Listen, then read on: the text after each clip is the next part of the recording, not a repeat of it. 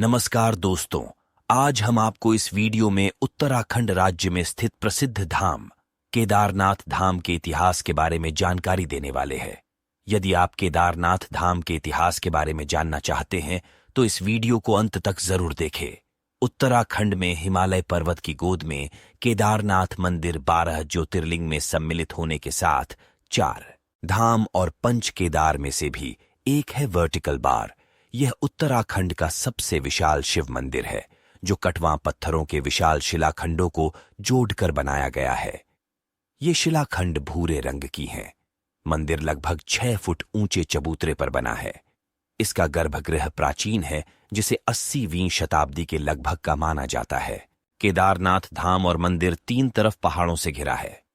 एक तरफ है करीब 22,000 फुट ऊंचा केदारनाथ, दूसरी तरफ है 21,600 फुट ऊंचा खर्चकुंड और तीसरी तरफ है 22,700 फुट ऊंचा भरतकुंड।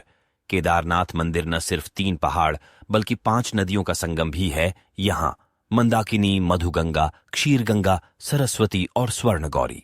इन नदियों में से कुछ का अब अस्तित्व नहीं रहा, लेकिन अलकनंदा की सहायक मंदाकिनी आज भी मौजूद है। अब हम जानेंगे केदारनाथ मंदिर के ज्योतिर्लिंग की स्थापना का इतिहास। हिमालय के केदार पर्वत पर भगवान विष्णु के अवतार महातपस्वी नर और नारायण ऋषि तपस्या करते थे। उनकी आराधना से प्रसन्न होकर भगवान शंकर प्रकट हुए और उनके प्रार्थनानुसार ज्योतिर्लिंग के रूप में सदा वास करने का वर प्रदान किया।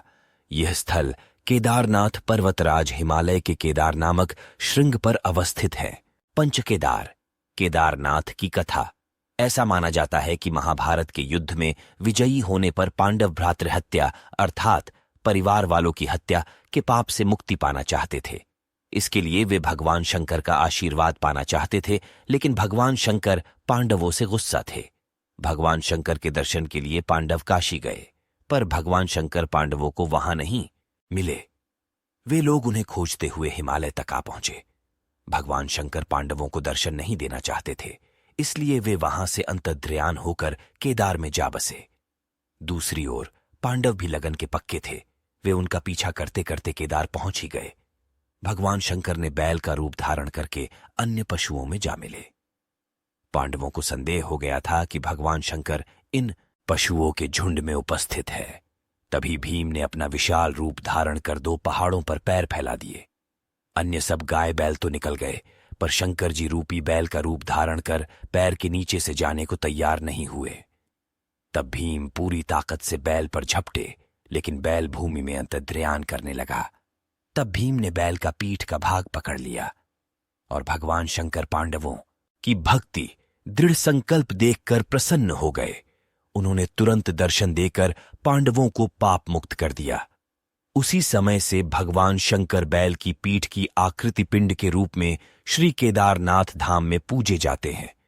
हिंदू धर्म के विभिन्न स्थल एवं स्थान का इतिहास एवं संस्कृति आदि के बारे में जानकारी प्राप्त के लिए हमारा YouTube चैनल सब्सक्राइब करें।